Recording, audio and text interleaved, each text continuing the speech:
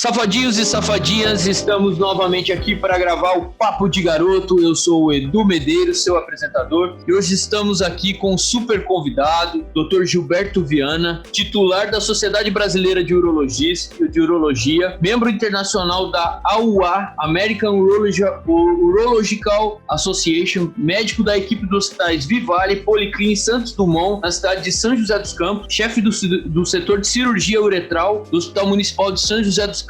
Doutor, seja bem-vindo nesse nosso bate-papo, onde a gente ensina essa garotada tudo que pode sobre sexualidade, sobre esses assuntos. Faça aí também suas apresentações, por favor. Obrigado, Edu. Obrigado pelo convite. Com grande prazer que a gente está aqui, poder explicar um pouquinho, até de uma forma tranquila, descontraída, esse tema de sexualidade, da parte médica da sexualidade, eu acho que é de muito interesse de todos, dos jovens. Estamos aqui para o que der e vier. Legal, doutor.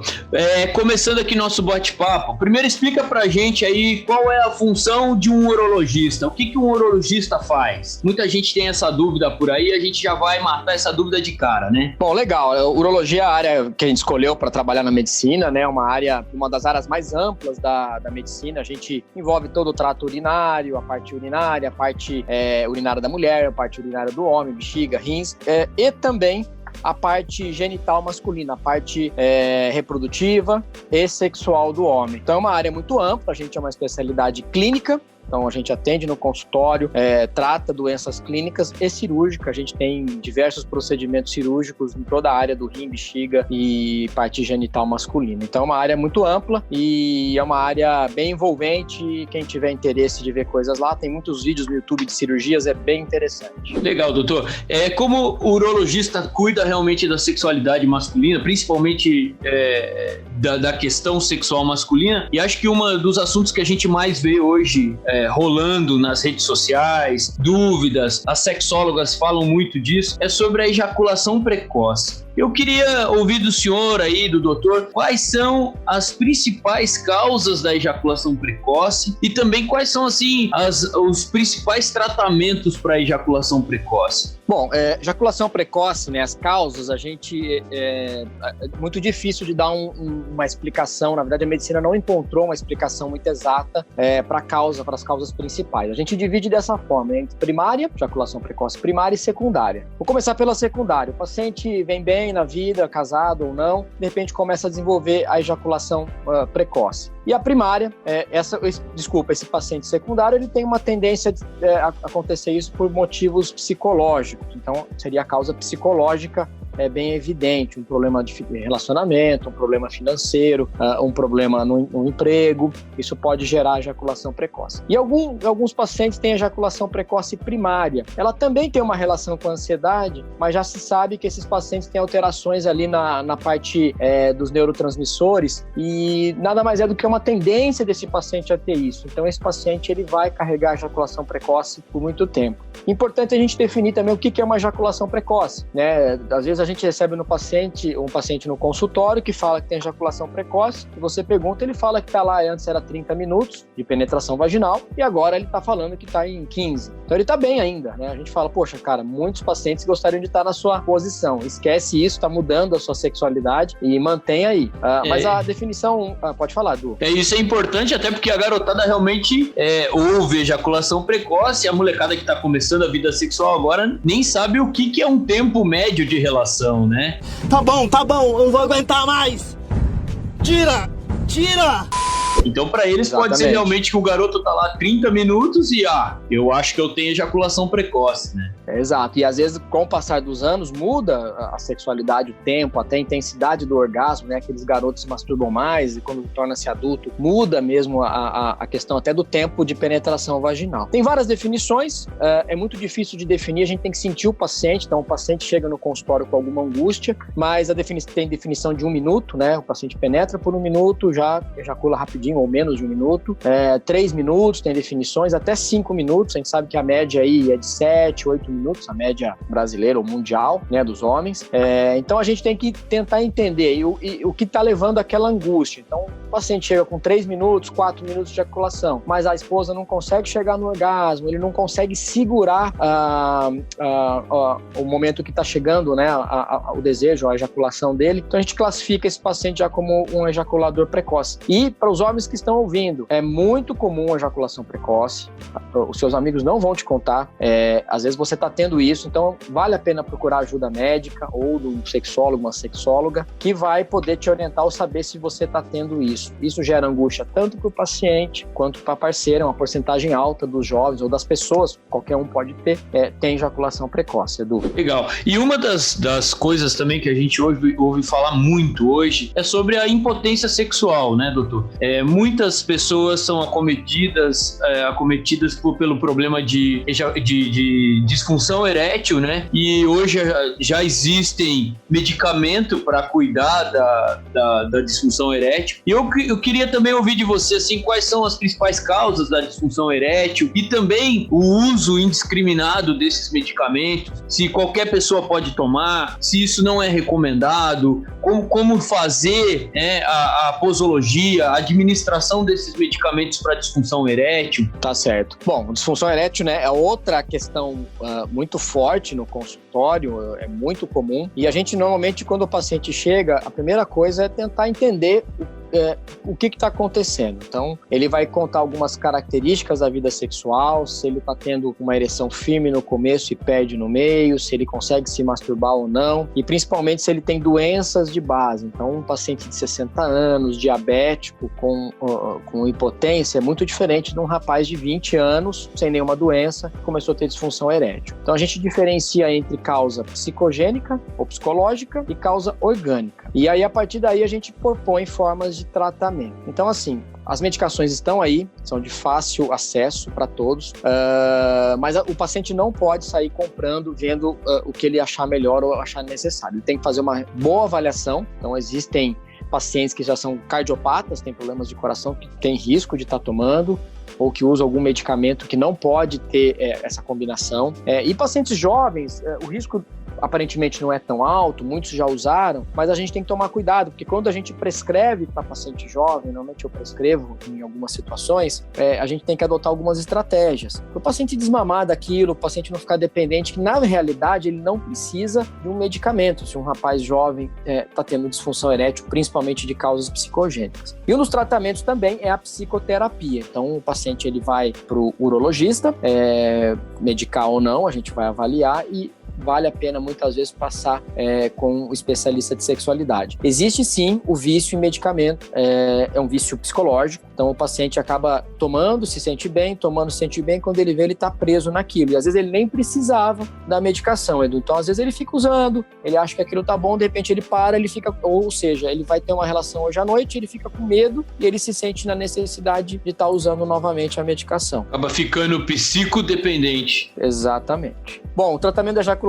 precoce também, a gente tem 2 linhas para isso. A parte medicamentosa, a gente tem bons medicamentos, tem que ser bem avaliado pelo urologista, são medicamentos controlados, mas de boa aceitação, com poucos efeitos colaterais. E a outra linha de tratamento é a psicoterapia. Então, o paciente que faz os 2 tratamentos costuma ter bons resultados. Então, garotada, tá tendo uma ejaculação rápida, não sabe o que está acontecendo, ou você que já é casado, sente que a esposa está um pouco insatisfeita, ou às vezes a esposa está até cobrando, não deixe de procurar um profissional. A gente não precisa sofrer por uma vida sexual que muitas vezes não está nos agradando. Tem cura, tem um tratamento, tem uma maneira de a gente levar isso muito bem. Isso aí, molecada, vamos deixar as parceiras felizes. Doutor, continuando o assunto aqui, quais são as principais infecções sexualmente transmissíveis, as ISTs? E, na tua opinião, assim, o que você tem visto no consultório com grande frequência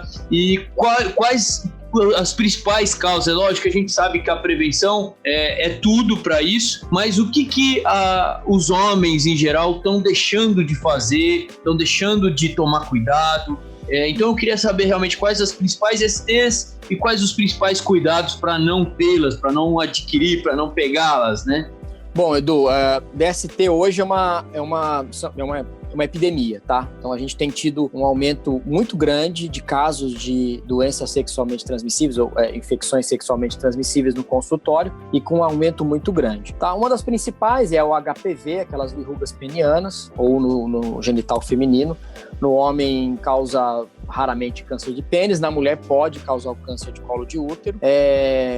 Temos visto bastante o aumento muito expressivo da gonorreia. Antigamente era muito raro gonorreia, hoje a gente tem uma frequência muito alta de gonorreia e as gonorreias estão se tornando muito resistentes, são aquelas secreções que saem pela uretra, pelo pênis, tá? Também é uma doença sexualmente transmissível e facilmente evitável. Tem sífilis em franca ascensão também. A sífilis pode evoluir com complicações graves aí no passar dos anos, inclusive é uma infecção crônica. Ela torna-se aguda, depois torna-se crônica. Então a gente tem um aumento muito grande das DSTs. A gente pode acrescentar aqui o HIV. Então está ocorrendo um aumento muito grande da infecção pelo HIV, principalmente em pacientes jovens, nesses últimos anos. E a principal causa disso, Edu, é uma só, é a falta do preservativo, tá? A nossa juventude, talvez aí a minha, a sua, viveu aí vendo pessoas tendo HIV, até falecendo disso. Então a geração anterior usava muito preservativo, tinha muito medo, ou às vezes nem tinha relações caso não tivesse um preservativo ali na mão. E hoje o pessoal aí, a molecada, a gente ouve falar, tem o Tinder. Todo dia um paciente foi lá e falou: doutor, o Tinder é diário lá no meu universitário, no meu celular. Então assim, diariamente várias parceiras e não tenho preservativo, ou não quero fazer com preservativo, não quero usar a camisinha. Isso tem sim aumentado o índice de várias doenças sexualmente transmissíveis, incluindo HIV. E o HIV, pessoal, não tem cura, é grave, a gente tem o controle hoje e ninguém quer ficar dependente de uma medicação para o resto da vida e provavelmente vai encurtar a vida. A pessoa com HIV vive bem, mas ela pode viver menos tempo do que uma pessoa sem HIV. É uma doença crônica, né? Nossa geração viu o Cazuza, viu o Fred Mercury, viu vários famosos, né, andando por aí, falando abertamente sobre o HIV, e realmente ainda a melhor prevenção é o uso do preservativo, né, pessoal? Então usem Relax, molecada, não deixe de usar Relax. É isso aí. Doutor, continuando o nosso bate-papo aqui, acho que é pertinente perguntar, nós estamos falando aqui com um público neste podcast basicamente masculino, e o grande temor de qualquer homem, né? O exame de próstata. Então eu gostaria que o senhor comentasse quais são os benefícios desse exame, né? Para que ele serve e qual é a idade recomendada. Igual eu tenho amigos aí que vão toda semana, eu acho que isso aí não é o caso, né? Já é paixão pelo médico, né? Não. Esse paciente aí, esse seu amigo aí tem que ir no psicólogo, ver o que está acontecendo com ele. Ou ele tá apaixonado pelo médico. Bom, a próstata, para quem não sabe, é uma glândulazinha, ela que produz o nosso esperma, o líquido, na verdade, né? Então o espermatozoide é produzido no testículo, cai na próstata, a próstata produz aquele líquido, ela tem essa função reprodutiva. Ela fica logo abaixo da bexiga. Com o passar do tempo, ela pode desenvolver câncer. Na verdade, é um dos cânceres mais comuns no trato urinário do homem em si, tá? Então a gente tem que fazer uma investigação. E essa investigação, ela é muito controversa hoje em dia. A gente está discutindo como fazer e o que fazer. Ainda necessitamos do famoso exame de toque, tá? Para quem? Mudou um pouquinho a idade, então o pessoal aí que estiver ouvindo, que estiver próximo dessa idade, fique tranquilo, se você tiver abaixo de 50 anos, o toque pode, se você não tiver nenhum fator de risco familiar com câncer, a gente pode não fazer o exame de toque, se o paciente desejar, não fazer nessa faixa. Acima de 50, todos os homens têm recomendação de fazer. Então, os exames principais é o exame de toque e aquele exame de sangue chamado PSA. Não tem nenhum melhor que o outro, a ideia é fazer os dois em conjunto e a partir dele a gente cria uma desconfiança. E aí prossegue para uma outra investigação. Caso o paciente tenha algum problema nesses dois exames, a gente acaba fazendo até uma biópsia e avalia se há ou não um câncer nessa próstata. E homens com extremo alto risco, então um pai que teve câncer de próstata jovem, pacientes afrodescendentes, eles têm que começar a fazer a partir dos 45 anos de idade, tá? Então essa é a maneira ainda clássica. A gente tem exame, já tem uma ressonância surgindo, mas tem as indicações precisas. Em termos gerais, é o toque retal, que não é, pessoal, não é doloroso, não é um exame que vai acabar com a masculinidade de ninguém. É um exame super rápido e é extremamente necessário e extremamente importante. Então, não tenham medo quando for o seu momento. Converse com o seu urologista, ele vai explicar isso que eu falei. Mas é importante estar se cuidando, porque é uma doença que, quando ela evolui, o câncer de próstata, por exemplo, quando ele dá sintomas, já não tem mais cura. E no toque, doutor, você vai sentir se tem algum nódulo. É exatamente isso. Exatamente. Quando a gente faz um exame de toque normal, a gente consegue ver o tamanho da próstata e a gente sente uma área mais macia, né? Parecido com ali a palma da mão. Caso exista um tumor e seja identificado pelo toque, a gente sente uma área endurecida, um nódulo. Cânceres avançados, a gente sente toda a próstata endurecida. Então, ela dá um bom indício, um bom indicativo pra gente que esse paciente possa ter um câncer e que deve continuar uma investigação mais profunda nesse caso, certo? E com frequência repetir esse exame, doutor? Igual esse amigo meu que vai toda semana, não é o caso, né? Não é. Falando sério? Ih, rapaz. Essa é uma pergunta também complexa. A Sociedade Brasileira de Urologia ainda recomenda para todos os homens anual, tá? O toque anual e o PSA anual, certo? Algumas sociedades já, a americana, que eu sou membro, e a europeia, elas também já estão em fase de mudança. Então, pacientes com menos risco, eles podem fazer a cada 2 ou 3 anos. O PSA quase anual, mas o toque pode ser feito num espaço um pouco maior. É uma decisão ainda que não chegou aqui no Brasil, a gente ainda não sabe se isso é a melhor decisão, você passar 2 ou 3 anos sem o exame de toque, mas a gente avalia o caso, né? Pacientes com risco baixo, sem familiares com câncer na próstata, talvez esses pacientes podem fazer dessa forma, tá? E é importante dizer que ao diagnosticar rápido um câncer de próstata, aumenta muito a chance desse paciente sair da condição de paciente com câncer, né, doutor? Exato. Câncer de próstata em estágio inicial praticamente 95% de chance de cura. Pacientes que já têm um câncer em estágio avançado, que é quando tem sintomas, é praticamente zero. Tá? A gente consegue controlar a doença, mas esse paciente ele não vai ter cura do câncer de próstata. Então, por isso que é importante, após os 45, 50 anos, procurar o urologista e estar sempre passando, conversando. Dificilmente vai passar desapercebido um câncer de próstata nesses pacientes. Então, galera, com o perdão do trocadilho, deixa eu dar um toque em vocês. Não deixe de fazer o exame de próstata. Então é um exame importante, é um exame realmente que vai prevenir o câncer de próstata ou vai diagnosticar bem no começo para que seja tratado. Você vê, 95% de chance de cura quando descoberto no início. Então vamos lá, vamos fazer esse exame. Doutor, queria saber de você, assim, essa molecada doida que tá aí, uma geração realmente muito sexual. Quais foram as coisas mais malucas que você já viu aí no consultório da molecada tentar? Uma masturbação diferente? Ou ficar preso numa garrafa PET se masturbando? O que foi aí a coisa mais interessante que você já viu aí nesses anos aí? A gente vê bastante coisa. Recapitulando aqui, teve uma... Não vou nem falar que é engraçado, mas assim, teve um paciente que queria um pênis mais grosso, né? Mais espesso, e colocou silicone industrial, aplicou silicone industrial por conta própria. Que loucura. Imagina, se não fosse trágico, né? Se não fosse trágico, seria cômico, né? Trágico. E assim, aquilo detonou ali a região do pênis, infectou, foi bem complexo para tratar aquilo. Não recomendo, assim, na verdade todo mundo gostaria de ter algum tratamento para mudança, ou, alguma estética peniana, ter um aumento peniano. Na verdade a gente não tem muita opção ainda nesse sentido, mas essa é uma das coisas que o paciente faz para melhorar, né? Tem paciente que já teve paciente que teve relação com um objeto e ficou preso, garrafa PET.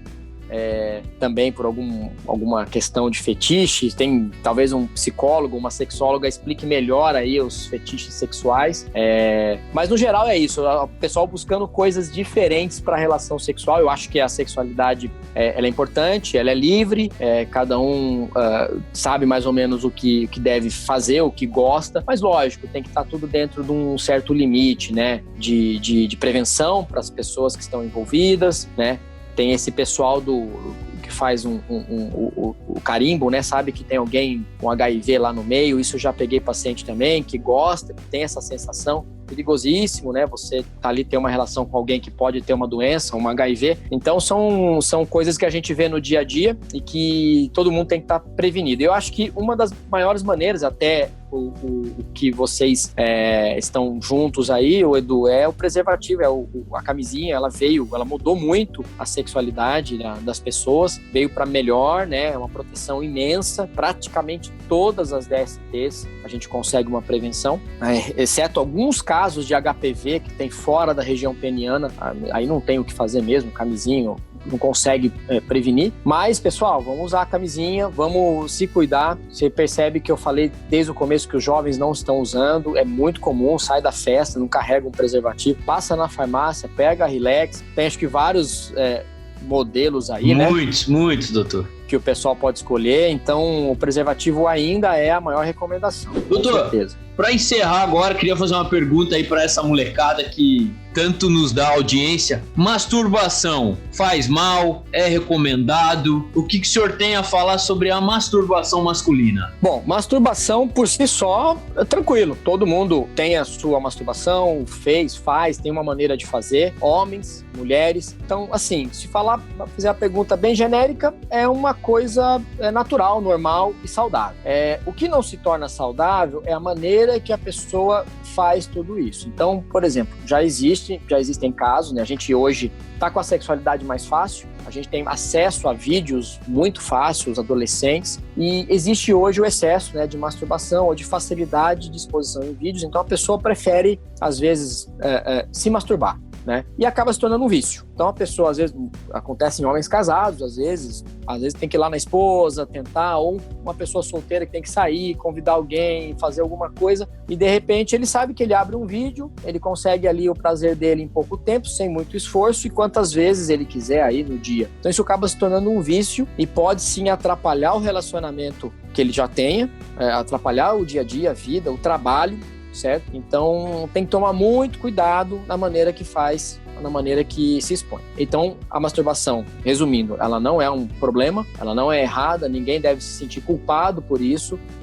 mas você tem que ver como você está fazendo isso, né? Se isso está te atrapalhando no dia a dia, se você está se masturbando em locais que não deveria estar fazendo isso, no trabalho, então começa a ter complicações nesse sentido, mas é saudável. Os adolescentes se masturbando, se conhecendo. Hoje tem se falado muito da masturbação das mulheres também, que é uma coisa que era tabu antes, que é importante para a mulher se conhecer e ter uma vida sexual melhor. Inclusive, depois, quando ela tiver com o marido, ela vai ter sensações melhores caso ela faça a sua masturbação, tenha a sua maneira de fazer. Então é isso, Edu. Eu acho que pode continuar fazendo, pode continuar de boa, mas cuidado um pouquinho com a pornografia, com o vício nisso tudo, com a quantidade de vezes que está fazendo, ou deixar de fazer a relação com a parceira ou com o parceiro, justamente por causa da masturbação em excesso. Legal, doutor. Chegamos aqui ao final desse maravilhoso bate-papo. Quero te agradecer, quero realmente aqui deixar a minha gratidão pelo teu tempo. Sei o quanto é ocupado, é um cirurgião, então queria também que você aí, se for de sua preferência, para passar suas redes sociais, aonde o pessoal te encontra aí para marcar consulta. Então, por favor, doutor. Não, legal, a gente está sediado aqui em São José dos Campos, atendemos diversos convênios particulares, nosso consultório fica no Aquários, o telefone lá é 3209-1012 ou 3209-1014, tem o site da nossa equipe, né, que chama uromed.sjc.com.br. Quem quiser dar uma olhadinha no meu Instagram, ele tá começando com a parte de urologia, era mais pessoal, agora eu tô colocando um pouco mais de urologia para quem tiver interesse, gilbertoviana.uro, tá? Viana com 2 N's. Estou à disposição. Obrigado, Edu, por essa oportunidade. É sempre bom falar. Estou sempre aberto para outros convites. E tamo junto aí. Legal. Lembrando que o DDD é 12, tá, pessoal? Então, doutor, é isso aí. Mais uma vez, obrigado pelo papo. Esse foi o podcast Papo de Garoto com esse grande médico, doutor Gilberto Viana. Pessoal, não deixe de nos seguir nas redes sociais. @userelax. TikTok, Facebook, YouTube, com muito conteúdo, muita informação sobre sexualidade, sobre proteção. E não deixe de escutar no nosso podcast em todas as plataformas, as principais plataformas, na Apple Podcast, na Google Podcast, no Deezer e principalmente no Spotify. Galera, valeu, um beijo a todos e até mais. Tchau, tchau.